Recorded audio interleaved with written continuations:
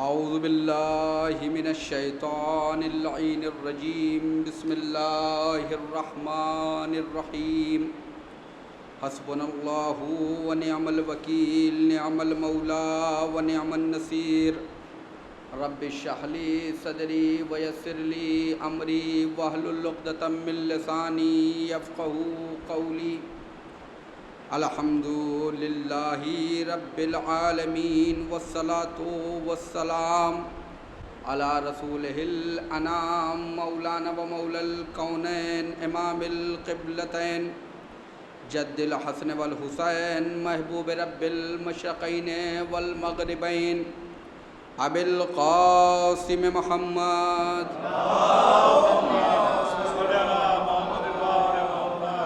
وعلى أهل بيته الطيبين الطاهرين المعصومين المظلومين ولعنة الله على أعدائهم أجمعين من يوم ظلمهم وعداوتهم إلى لقاء يوم الدين أما بعد فقد قال رسول الله صلى الله عليه وآله وسلم ذکر علی عبادہ درود پڑھ دے محمد بزرگان مذہب و ملت برادران ایمانی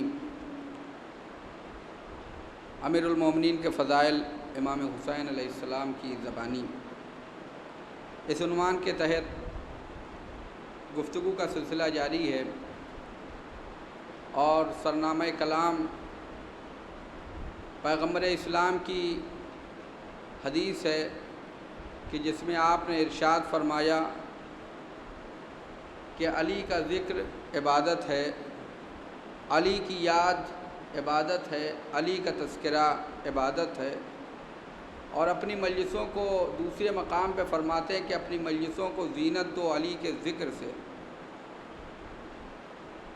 یعنی انسان جہاں پر بھی دو یا دو سے زیادہ لوگ بیٹھے ہوں، گفتگو کا محور علی ابن ابی طالب کی ذات ہو، علی ابن ابی طالب کی ذات ہو۔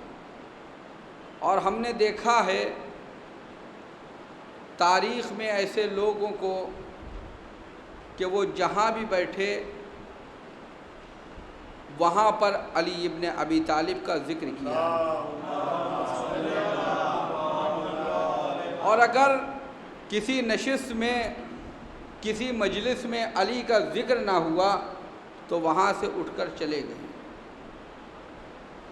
ایک نام ہے تاریخ میں سید ہمیری کا۔ سید ہمیری چھٹے امام کے زمانے کے ہیں، ایک شاعر ہیں۔ یہ سید نہیں تھے لیکن شعراء کے سید الشعراء تھے، شاعروں کے سردار کہے جاتے تھے، لہذا ان کو سید ہمیری کہتے ہیں۔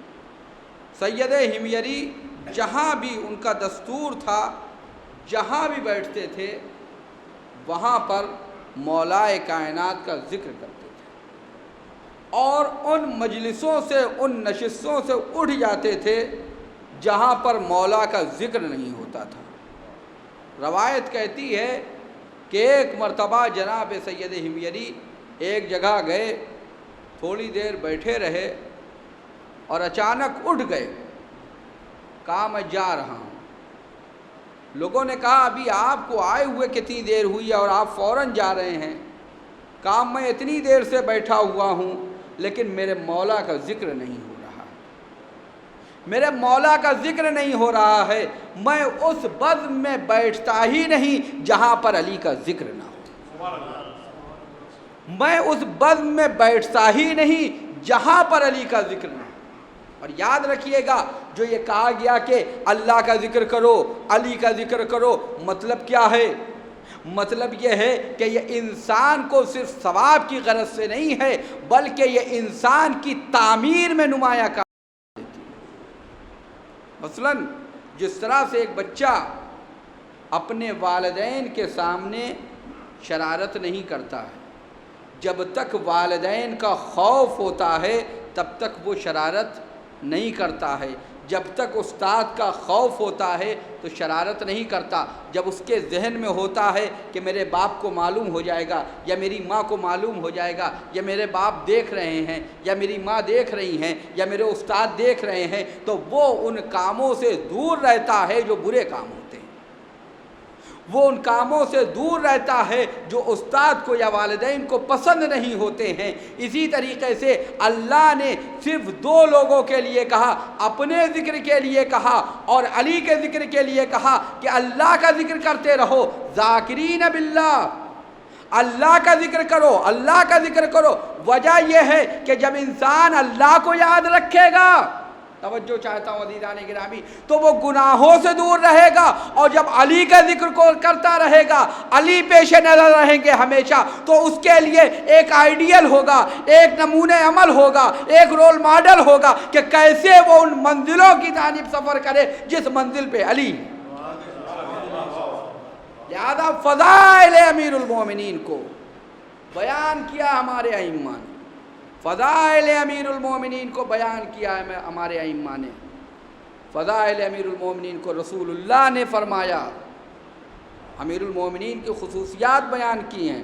امیر المومنین کی خصوصیات بیان کرتے ہوئے فرمایا اقومہم بامر اللہ، علی حدود الہی کو قائم کرنے میں، شریعت کے احکام کو قائم کرنے میں سب سے آگے۔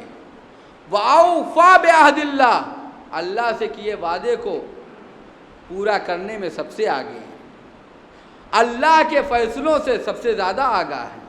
یہ تمام کے تمام چیزیں جو امیر المومنین کے فضائل ہیں، یہ کیوں ہیں؟ تاکہ انسان اس کے مطابق اپنے کو زندگی بسر کرے۔ میں نے آپ کے سامنے خطبہ منی جو امام حسین علیہ السلام والسلام کا جو خطبہ منی ہے، اور اس میں وہ بخش، وہ حصہ جو فضائل امیر المومنین کا حصہ ہے، اس میں سے میں آپ کے سامنے کچھ باتیں بیان کی ہیں اور کچھ باتیں رہ گئی ہیں جو بیان کرنی ہیں۔ جو باتیں بیان ہوئی ہیں، جس کی جانب امام حسین علیہ السلام نے متوجہ کیا ہے لوگوں کو حاجیوں کے مجمع میں، اس میں جو بیان کیا ہے، اس میں مسجد میں دروازہ کھلنے کا مسئلہ ہے کہ کسی کے گھر کا دروازہ نہیں کھلے گا سوائے علی کے، اور اس کے بعد فرمایا غدیر کے مسئلے کو، حدیث غدیر، حدیث منزلت، اور کسی اور نے کہا کہ ہمارے گھر کا روشن دان کھل جائے تو رسول اللہ نے منع کر دیا۔ اسی طریقے سے اور تمام، میں نے کل آپ کے سامنے مباہلے کا ذکر کیا تھا۔ رسول اللہ نے فرمایا، امام حسین علیہ السلام فرماتے ہیں کہ جب اے لوگوں تمہیں اللہ کا واسطہ، جب رسول اللہ نے کہا نصارے نجران کو دعوت دی مباہلے کی، تو اس وقت کسی کو نہیں لے کے گئے سوائے علی ابن ابی طالب کے اور ان کی زوجہ کے اور ان کے بچوں کے، یعنی آپ مباہلے کی جانب، کیونکہ مباہلہ صرف اسلام کی حقانیت کی دلیل نہیں ہے بلکہ تشیع کی حقانیت کی دلیل ہے۔ مباہلہ اسلام کی حقانیت کی صرف دلیل نہیں ہے بلکہ ہمارے مذہب کی حقانیت کی دلیل ہے، اور پنجتن پاک نے صرف اسلام کی حقانیت کو ثابت نہیں کیا ہے بلکہ ہمارے مذہب تشیع کی حقانیت کو ثابت کیا ہے۔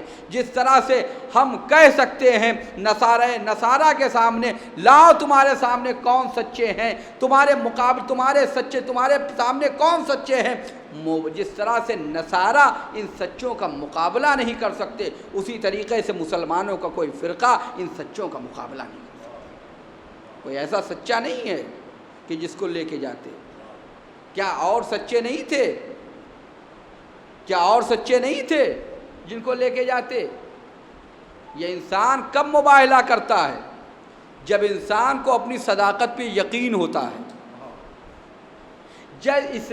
جب انسان کو اپنی صداقت پہ یقین ہوتا ہے، فمن حاجک من بعد ما جاءک من العلم، اے رسول، جو علم آیا اس کے بعد بھی جو لوگ یہ نصارى نجران حضرت عیسیٰ کے سلسلے میں تم سے بحث کر رہے ہیں کہ وہ عیسیٰ اللہ کے بیٹے ہیں، فقل تعالوا، تو ان کو دعوت دو، ابناءنا و ابناءکم، ہم اپنے بچوں کو بلاتے ہیں، تم اپنے بچوں کو بلاؤ، ونساءنا و نساءکم، تم اپنی عورتوں کو لے کے آؤ، ہم اپنی عورتوں کو لے کے آتے ہیں، وانفسنا و انفسکم، تم اپنے نفسوں کو لاؤ، ہم اپنے نفس کو لے کے آتے ہیں۔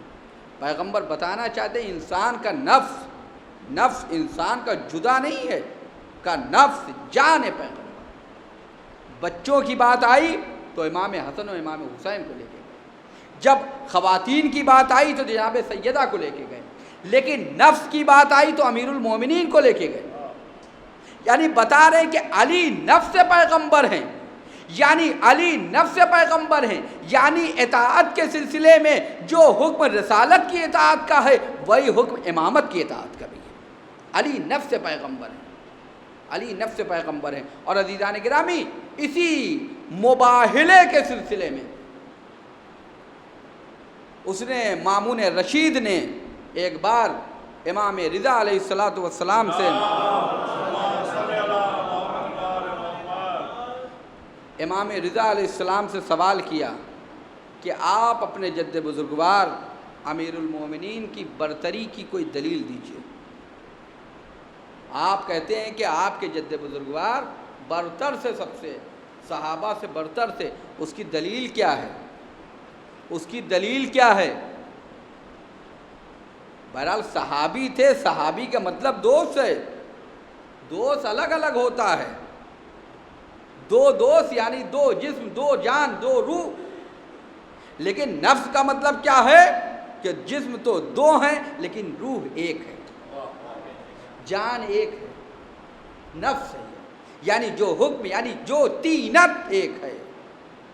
اسی لیے پیغمبر نے فرمایا تھا، دعائے ندبہ میں پڑھتے ہیں، وَأَنَا وَعَلِيٌّ مِّن شَجَرَةٍ وَاحِدَةٍ، ہم اور علی ایک ہی شجرے سے ہیں، وَسَائِرُ النَّاسِ مِن شَجَرَةٍ شَتَّىٰ، اور تمام لوگ الگ الگ شجرے سے ہیں، لیکن ہمارا شجرہ اور علی کا شجرہ ایک ہے، یعنی نبی کا شجرہ اور علی کا شجرہ ایک ہے، یعنی جو نبی ہیں وہی علی ہیں۔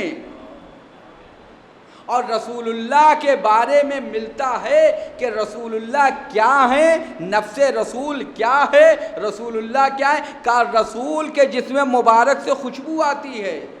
رسالت کو پہچانیے، رسالت کو پہچانیے، رسول کے جسم سے خوشبو آتی تھی، جس راستے سے گزر جائیں وہ راستہ خوشبودار ہو جاتا تھا، جس جگہ بیٹھے ہوں وہ مقام خوشبو ہو جاتی تھی، وہ جگہ منور ہو جاتی تھی۔ عزیزان گرامی، یہ رسول اللہ ہیں کہ جن کا جسم منور بھی تھا، معطر بھی تھا، اور ایسا نہیں کہ صرف صاحب ایمان کی نظریں دیکھتی تھی یا صاحب ایمان کے مشام سوکھتے تھے، کفار و مشرکین بھی جان لیتے تھے یہاں سے رسول اللہ گزرے ہیں یا یہاں رسول اللہ بیٹھے ہیں۔ لیکن ہم نے دیکھا کہ رات بھر کفار و مشرکین یہ سمجھتے رہے کہ نبی ہیں، رسول سمجھتے رہے نبی ہیں، کیونکہ نور بھی وہی تھا، عطر بھی وہی تھا۔ ماننا پڑے گا کہ جو عطر نبوی ہے وہی عطر علوی ہے، جو نور محمدی ہے وہی نور علوی ہے۔ ایک صلوات پڑھ دے محمد۔ صحابہ الگ ہیں، یہ اہل بیت میں سے ہیں۔ عبداللہ ابن عمر سے کسی نے کہا، عبداللہ ابن عمر سے کسی نے کہا کہ آپ نبی کے اصحاب کا ذکر کریے، نام بتائیے۔ انہوں نے اصحاب نبی کے نام بتانے شروع کیے، اپنے والد کا نام لیا اور ان سے دوستوں کا نام لیا، جناب سلمان و ابوذر کا نام لیا، سب کا نام لیا۔ کہا آپ نے علی کا نام نہیں لیا؟ توجہ چاہتا ہوں عزیزان گرامی، آپ نے علی کا نام نہیں لیا؟ عبداللہ ابن عمر کہنے لگے کہ علی اصحاب میں نہیں ہے، علی اہل بیت میں سے ہیں۔ ایک صلوات پڑھ دے محمد۔ علی اصحاب میں نہیں ہے بلکہ علی اہل بیت میں سے ہیں۔ مامون رشید پوچھتا ہے ہمارے 8ویں امام سے کہ یہ بتائیے علی برتر ہیں، دلیل کیا ہے؟ تو ہمارے مولا و آقا نے اسی آئے مباہلہ کو پیش کیا، فمن حاجک من بعد ما جاءک من العلم، اے رسول جب عیسیٰ کے سلسلے میں علم آ گیا اور تم نے بتا دیا پھر بھی یہ بحث کر رہے ہیں، فقل تعالوا، تم اپنے کہو کہ ہم اپنے بیٹوں کو بلائیں، تم اپنے بیٹوں کو بلائیں۔ تو پیغمبر نے فرمایا، تو پیغمبر نے ان کو یہ حکم پہنچایا۔ امام رضا علیہ السلام فرماتے ہیں کہ ہمارے جد بزرگوار صحابی نہیں ہیں، توجہ چاہتا ہوں، صحابی نہیں تھے بلکہ نفس پیغمبر تھے، جان پیغمبر تھے، لہذا جان پیغمبر کو بلایا ہے، جان پیغمبر کو بلایا ہے، حکم خدا سے ہے۔ اللہ نے کہا کہ جان پیغمبر اگر کوئی بن سکتا ہے تو سوائے علی کے کوئی جان پیغمبر نہیں بن سکتا ہے، کوئی نفس پیغمبر نہیں بن سکتا ہے۔ تو ممکن تھا کوئی سوال کرے، اس میں کہا گیا ہے انفسنا و انفسکم، اس سے مراد ممکن ہے خود پیغمبر اور نفس سے مراد۔ رسول اللہ نے نہیں فرمایا تھا غدیر میں الستم اولا بکم من انفسکم، کیا میں تمہارے نفسوں پہ تم سے زیادہ اختیار نہیں رکھتا ہوں؟ کیا میں تمہارے نفسوں پر تم سے زیادہ اختیار نہیں رکھتا ہوں؟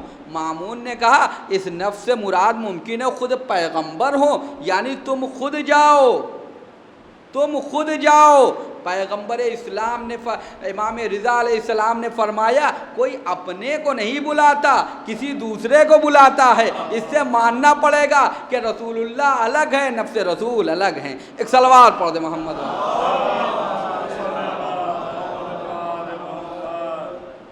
اب اچھا آخر سوال ہے کہ رسول اللہ انہی کو کیوں لے کے گئے، انہی کو کیوں لے کے گئے، مباہلے کے لیے انہی کو کیوں لے کے گئے؟ رسول اللہ کسی اور کو بھی لے جا سکتے تھے۔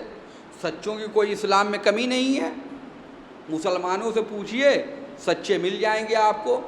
جو بھی ہے جس نے اللہ کے بنائے سچوں کو جھٹلایا وہ سب سے بڑا سچا ہے مسلمانوں کے نزدیک۔ اور ویسے سچے ہیں دوسرے بھی سچے ہیں۔ جناب فضہ قرآن سے کلام کرتی تھی، وہ بولتی تھی تو قرآن کی آیتیں، رسول اللہ ان کو لے جا سکتے تھے۔ جناب ابوذر سچے تھے، خود پیغمبر نے فرمایا کہ آسمان نے سایہ نہ کیا، زمین نے کسی کا بوجھ نہ اٹھایا جو ابوذر سے زیادہ سچا ہو۔ توجہ چاہتا ہوں، میدان منی میں امام حسین علیہ السلام نے اسی آئے مباہلہ کو بیان فرما رہے، اس کی لوگوں سے قول لیا ہے کہ یہ سچ ہے یا جھوٹ، سب نے کہا سچ ہے۔ جناب بچوں میں بچے تو بہت سارے تھے، کسی کو بھی لے کے جا سکتے تھے، لیکن وہاں معاملہ صرف سچوں کا نہیں تھا، وہاں معاملہ برتری کا بھی تھا، وہاں معاملہ برتری کا بھی تھا۔ کیوں؟ کیونکہ عیسائی جس بارے میں گمراہ تھے وہ معاملہ یہ تھا، عیسائی 3 خداؤں کے قائل تھے، خدائی میں 3 کے قائل تھے، جناب مریم، جناب عیسیٰ اور روح القدس۔ قرآن نے کہا لا تقولوا ثلاثہ، دیکھو 3 نہ کہو، یعنی اس سے مراد یہ ہے کہ یہ لوگ خدا نہیں ہیں۔ جناب مریم، جناب عیسیٰ اور روح القدس، ان کو کہا، ان کو یہ مانتے تھے اور کہتے تھے یہ خدائی میں شریک ہیں، یہ شرک کر رہے تھے عیسائی۔ یہ جناب عیسیٰ کو اللہ کا بیٹا کہتے تھے۔ پیغمبر اسلام اگر عام سچوں کو لے کے جاتے تو ممکن یہ ہوتا کہ یہ آئے تو تھے لیکن جو خاتون لے کر آئے تھے وہ مریم سے کمتر تھی، جو خاتون لے کے آئے تھے وہ مریم سے کمتر تھی، جو بچے لے کے آئے تھے وہ عیسیٰ سے کمتر تھے، جو نفس لے کے آئے تھے وہ روح القدس سے کمتر تھا، جبریل سے کمتر تھا۔ پیغمبر نے کہا میں اس کا بھی جواب دے دیتا ہوں، مریم بطول ہیں، مریم عورتوں کی سردار ہیں، لیکن اپنے زمانے کی عورتوں کی سردار ہیں۔ میں اس کو لے کے جاؤں گا جو اولین و آخرین کی عورتوں کی سردار ہے۔ وہ ایک سچے کو لے کے آئے تھے، عیسیٰ کو مان رہے تھے۔ پیغمبر نے کہا میں ایسوں کو لے کے جاؤں گا جو عیسیٰ سے افضل ہیں، یعنی حسن و حسین، اور کہا کہ وہ روح القدس کی بات کرتے ہیں، ملائکہ کے بارے میں کہتے ہیں یہ خدائی میں شریک ہے، لیکن ہم اس کو لے کے جائیں گے جو ملائکہ کا بھی استاد ہے، یعنی علی ابن ابی طالب۔ ایک صلوات پڑھ دو۔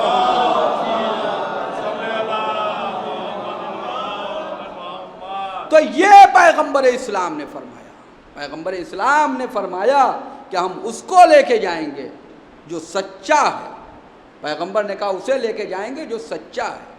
اور عزیزان گرامی، پیغمبر جبریل کو جبریل امین کہتے ہیں، لیکن پیغمبر سے جو دشمنی ہوئی ہے اور پیغمبر کے بعد امیر المومنین سے دشمنی ہوئی ہے، اس کی وجہ صرف یہ ہے کیونکہ علی سچے تھے۔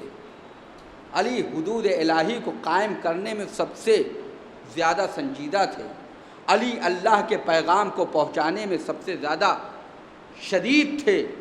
علی کی عدالت کی یہ تاب نہیں لا سکتے تھے۔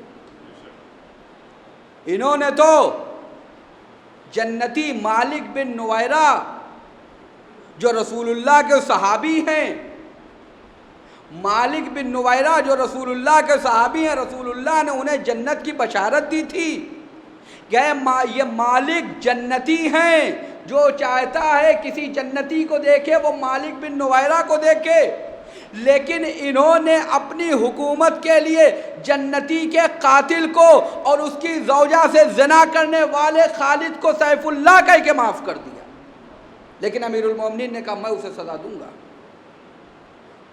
کسی نے حالت نشہ میں ولید نے 2 رکعت کو 4 رکعت پڑھا دیا، حکومت معاف کر رہی ہے، علی آگے بڑھے، کہا کہ اس نے شراب پی ہے میں سزا دوں گا، کوڑے لگائے علی نے۔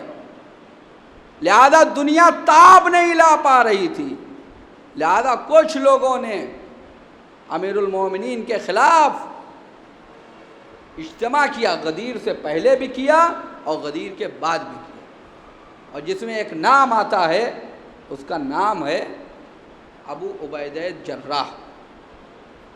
یہ قریش کا ہے، ابو عبیدہ جراح۔ ثقیفہ کو غدیر کی مخالفت میں یہ سب سے آگے، اور ثقیفہ کے قیام میں بھی یہ سب سے آگے۔ اسی نے خلیفہ سازی کی ہے، یہ کنگ میکر تھا، بڑا ذہین تھا، اسی نے سب سے آگے کیا۔ اس کو عالم اسلام امین الامہ کہتا ہے۔ کیا کہتا ہے؟ امین الامہ۔ اس کا لقب ہے امین الامہ۔ جو میں یہ بات کو کہہ رہا ہوں اس کے آگے غور سے سنیے گا انشاءاللہ۔ اگر آپ لوگوں نے غور سے نہ سنا تو جو لوگ ٹی وی پہ سن لیں گے وہ انشاءاللہ غور ہی سے سنیں گے۔ ایک صلوات پڑھیں محمد و آل محمد۔ امین الامہ، اس کو امین الامہ کہتے تھے۔ فرقہ وہابیہ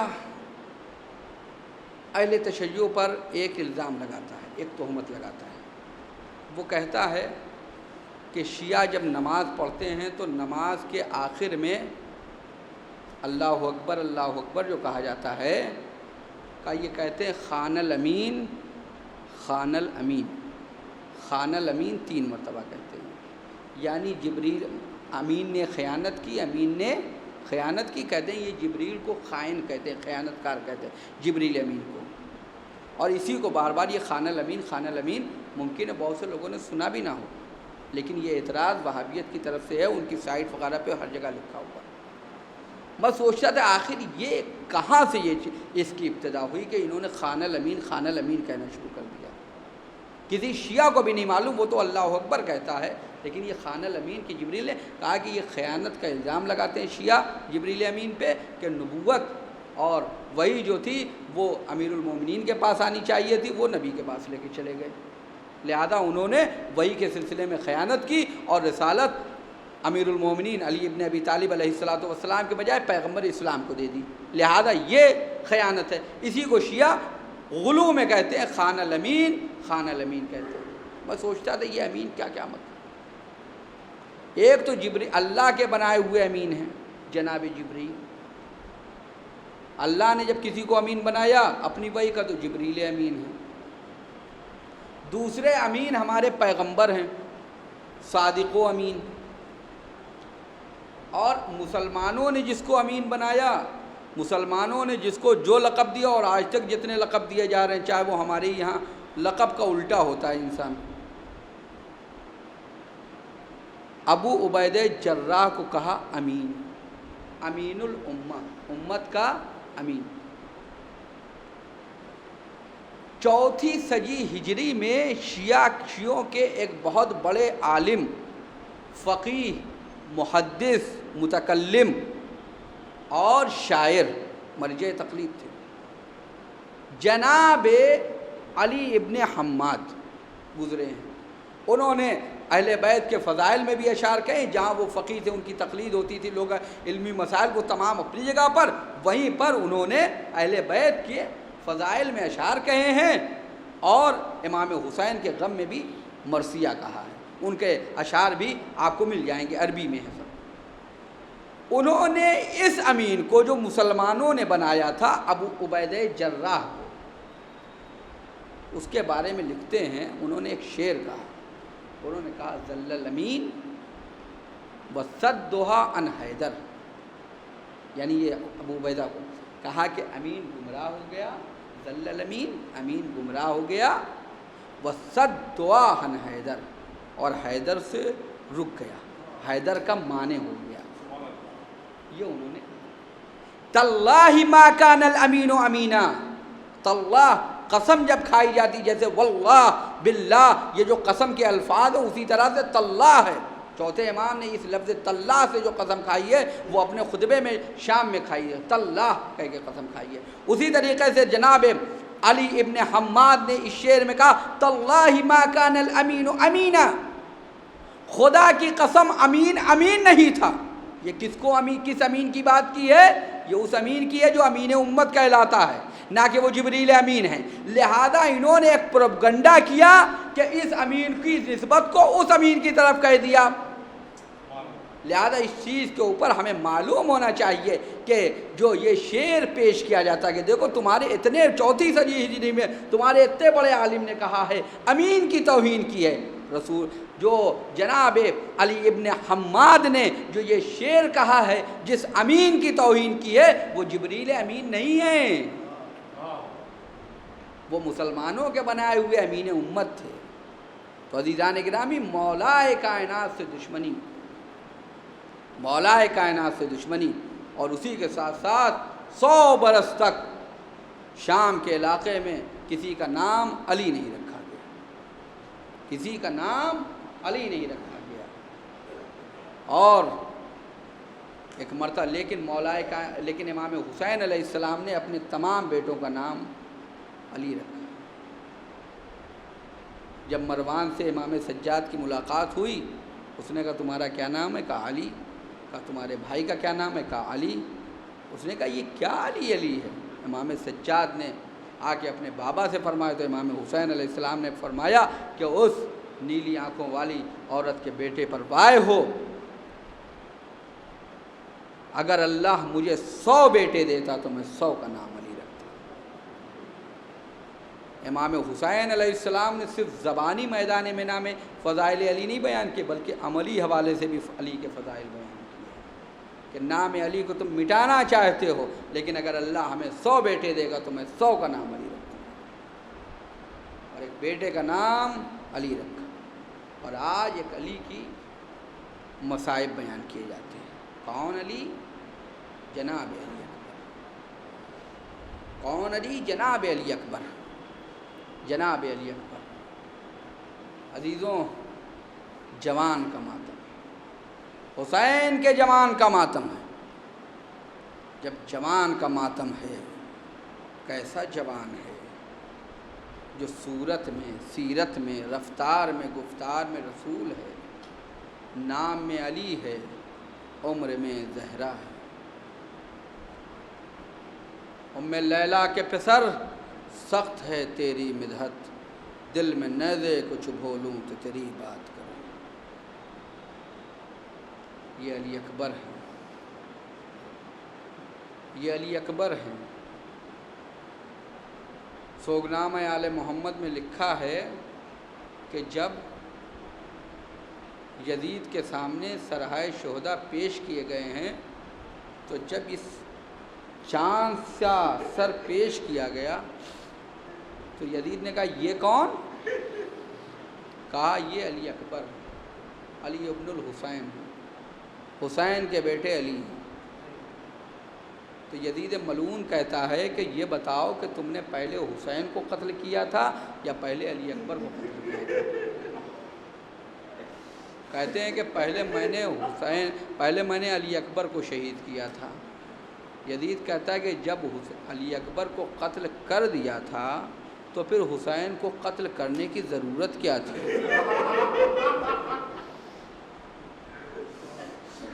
ایسے بیٹے کے غم میں حسین خود،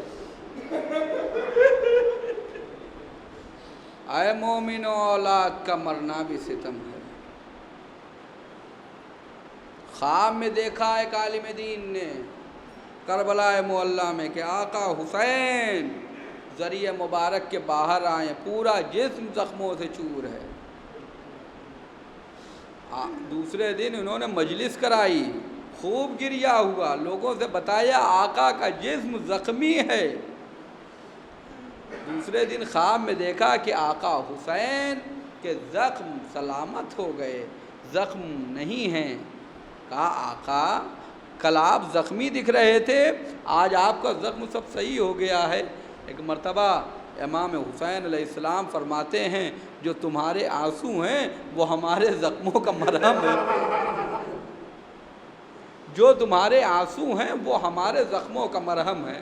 عزیزوں یہ سوچ کے روئیے کہ یہ حسین کا جوان کا ماتم ہے، اور اگر اب نہ روئیے گا تو کب روئیے گا؟ اب نہ روئیے گا تو کب روئیے گا؟ علی اکبر وہ ہیں کہ جن کو دیکھنے کے لیے لوگ آتے تھے، جنہوں نے رسول اللہ کو نہیں دیکھا تھا وہ علی اکبر کو دیکھنے آتے تھے۔ ایسے ہی آنے والے نے جناب علی اکبر کی زیارت کی، اور اس کے بعد آقا حسین کریم ابن کریم جس نے راہب کو بیٹے عطا کر دیے، جس نے فطرس کو شفا عطا کر دی، اس بارگاہ سے سوال کر رہا ہے اے مولا دعا کریے اللہ مجھے بھی ایسا ہی بیٹا عطا کر دے۔ امام حسین علیہ السلام نے کہا بیٹا علی اکبر اندر جاؤ۔ جناب علی اکبر اندر گئے، کہا کہ یہ بتاؤ میں تجھ سے سوال کرتا ہوں، اگر ایسے بچے کے پیروں میں کانٹا لگ جائے تو کیا تو برداشت کر لے گا؟ میں اپنی آنکھوں کا کانٹا برداشت کر لوں گا، ایسے بچے کے پیر کے کانٹے کو نہیں برداشت کروں گا۔ کہا ارے اس کے سینے پہ برچھی لگے گی۔ اس کے بعد امام نے کہا کہ یہ بتاؤ اگر یہ کوئی چیز تم سے مطالبہ کرے تو تم دو گے؟ مولا اگر ایسا بیٹا اللہ نے دیا میں اپنے کو بیچ کے اس کی خواہش پوری کروں گا۔ ایک مرتبہ حسین کہتے اے بھائی تو ایسے بیٹے کی تمنا نہ کر، یہ میرا بیٹا مجھ سے کچھ اور نہ مانگے گا، بس چند قطرے پانی کے مانگے گا، لیکن حسین اتنا مجبور ہوگا کہ پانی بھی نہیں دے سکتا۔ جزاکم ربکم خیر الجزا۔ عزیزو حسین کے پاس علی اکبر آئے ہیں، حسین کے پاس علی اکبر آئے ہیں، حسین سے اجازت طلب کر رہے ہیں۔ نہیں معلوم کس طرح امام حسین علیہ السلام نے اجازت دی، لیکن ہاں علی اکبر میدان کی طرف چلے ہیں، میدان کی طرف چلے اور جا کے 120 یزیدیوں کو واصل جہنم کیا، پیاس کا غلبہ محسوس ہوا۔ آئے آقا حسین کے پاس، کبھی کوئی سوال نہ کیا آقا حسین سے۔ زینب تو ساری خواہشیں بغیر خواہش کیے پوری کر دیتی تھیں۔ آقا بابا پیاس مارے ڈال رہی ہے، اگر تھوڑا سا پانی مل جاتا، سوچئے ساقی کوثر کے بیٹے پہ کیا گزر گئی ہوگی۔ اپنی انگشتر مبارک دی اور رخصت کیا۔ اب اس کے بعد علی اکبر کو کہا بیٹا خدا حافظ، بیٹا خدا حافظ۔ علی اکبر گئے ہیں، امام حسین علیہ السلام ادھر ہیں۔ ایک مرتبہ علی اکبر کبھی میمنے پہ حملہ کر رہے ہیں، کبھی میسرے پہ حملہ کر رہے ہیں، کبھی قلب لشکر پہ حملہ کر رہے ہیں، اور آگے بڑھتے چلے جا رہے ہیں۔ اچانک حسین بن نمیر ملعون نے کمین گاہ سے ایک نیزہ مارا جو علی اکبر کے سینے پہ لگا. اب جو نیزے کو کھینچا تو نیزے کی یعنی قلب علی اکبر میں رہ گئی.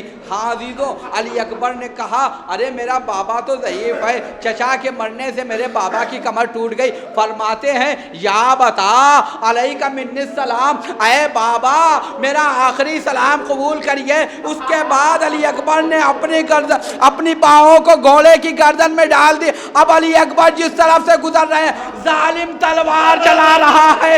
اربن اربا, علی اکبر کی پشت کو ٹکڑے ٹکڑے کر دیا. حسین چلے ہیں, یا علی یا علی یا علی. میر انیس فرماتے ہیں بیٹا پکارو پھر کے بصارت میں فرق ہے. اے میرے نور عین, جسم کی طاقت میں فرق ہے, تم یہ نہ جانیو کہ محبت میں فرق ہے. زخمی ہے قلب, روح کی راحت میں فرق ہے. داغے جگر ملا تجھے گودی میں پال کے, کس کو دکھاؤں اپنے کلیجہ نکال کے.